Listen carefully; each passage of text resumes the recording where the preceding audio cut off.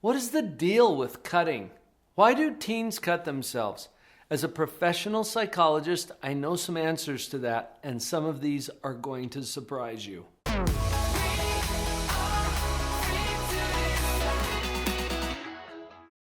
In order to understand this tricky problem, let's start with what it is not. It is not an attempt to get attention. Sometimes it gets chalked up as that, but usually they try to hide it. Most cutting that is done by teenagers is in a place where it can't be seen easily, something that's covered by their clothing or something that they can easily hide from others. It's not an attempt to get attention. It is also not typically suicidal behavior.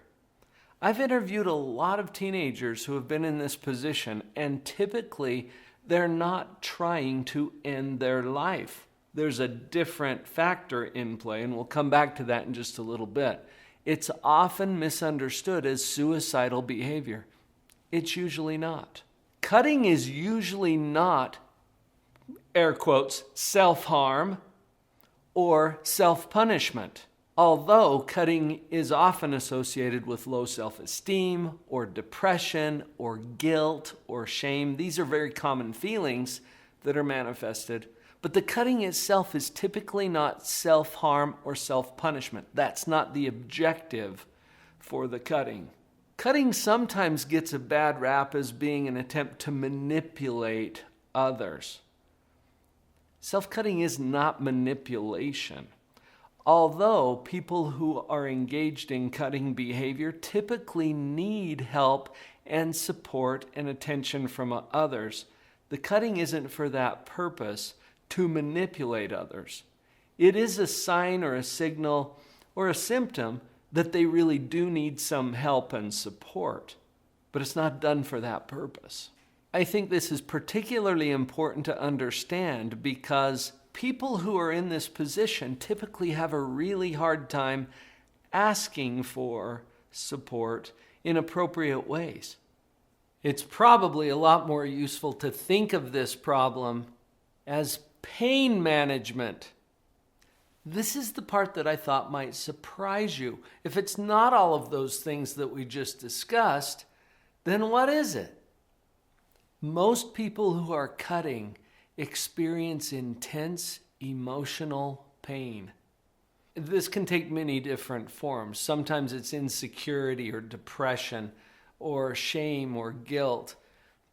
Often it's chronic. It's built up over a period of time, and this creates a lot of emotional pain. Cutting, for a lot of different reasons, tends to bring that pain into some level of control. That might seem strange. I'll explain more about that in just a little bit. I'm wondering if you have any experience with this, either personally or with someone that you know very well. If you can contribute to this conversation, go to the comments and just let us know whether this resonates with you. Pain management.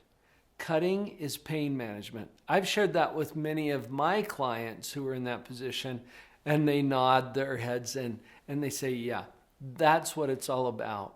When we think of it in this way, then cutting simply becomes a symptom of a deeper problem that's causing the emotional pain.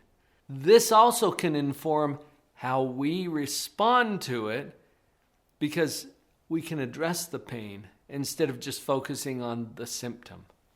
Now that we know this is more about pain management, let's look at two different kinds of pain here, and it will help us to understand the dynamic. There's physical pain and there's psychological pain. Now, of the two, physical pain is easier to deal with. I know that might sound surprising, but I've got this on good authority because a lot of people have told me this. Physical pain is visible and it's concrete and it's something that I can wrap my head around, easier than emotional or psychological pain. Physical pain also triggers your body's natural painkiller responses. When you get hurt, for example, your body will go into a protective mode where it secretes different chemicals into your bloodstream, and these things are designed to help you deal with the physical pain that's happening. Those same chemicals and processes can address emotional pain, but emotional pain doesn't always trigger the same response. So the physical pain that is caused by cutting actually activates the body to take care of all kinds of pain, including the physical and the psychological pain.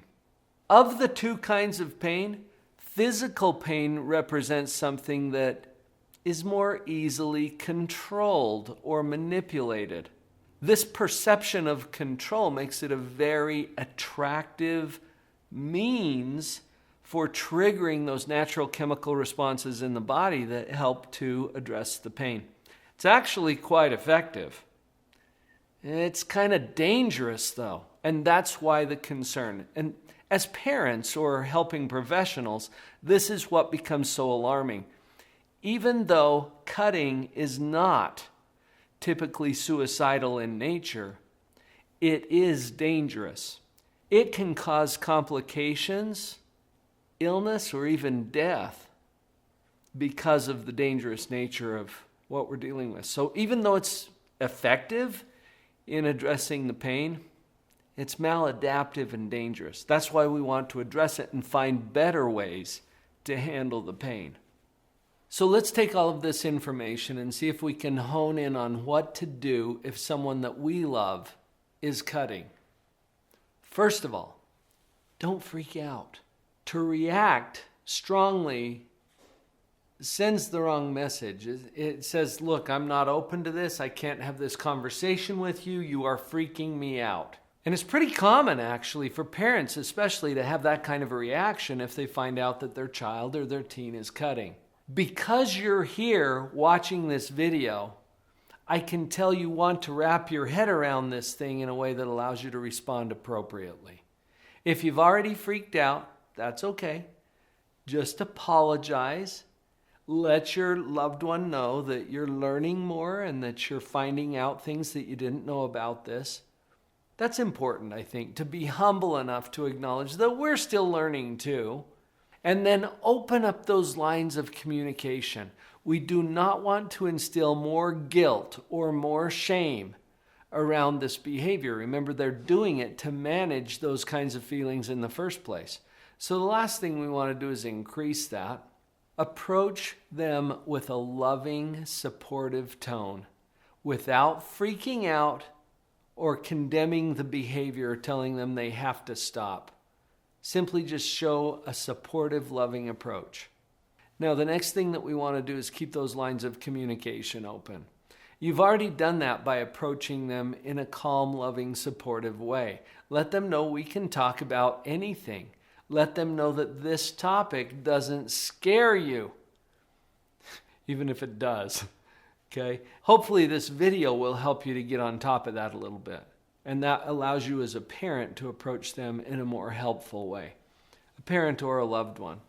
And you don't have to do this on your own. In fact, usually if it's gotten to the point where cutting is the preferred method of pain management, they need to work through some emotional pain. And it might be appropriate for you to engage a therapist or a counselor or a coach. This is typically indicative of a clinical need for help. Reach out and get the help that you need. There are a lot of community resources available. You can consult with your physician or with a local therapist or psychologist to help you with this. You can come over to Live on Purpose Central and talk to one of our coaches. We'll try to get you pointed in the right direction. Get some help. You don't have to do this on your own. Because you've watched this video through to the end, that tells me that you've probably got someone in mind who could really use this information. Would you please share this video with them? And if you would like additional coaching support, our team is ready to help you any way that we can. Please reach out to us through drpauljenkins.com/breakthrough call. We'll get one of our coaches on the phone with you. Was down, face locked onto the phone. And I wished